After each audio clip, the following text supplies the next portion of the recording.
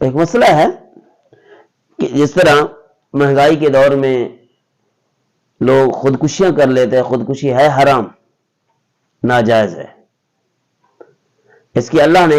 کسی صورت میں بھی اجازت نہیں دی کہ کوئی آدمی اپنے آپ کو مار دے، زخمی کر دے، اپنا خون نکالے، اپنا کوئی عضو کوئی حصہ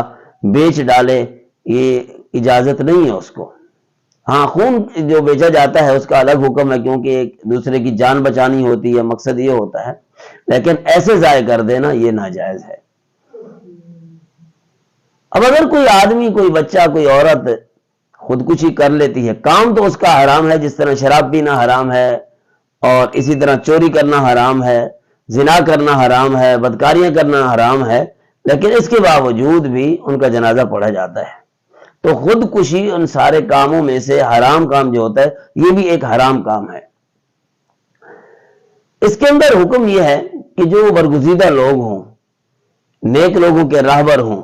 بہت بڑی سیٹ پہ موجود ہوں، لوگ ان کو دیکھ کر اپنے اعمال درست کرتے ہوں، ان سے پوچھ پوچھ کر راہبری لیتے ہوں ان کی، تو ایسے لوگوں کو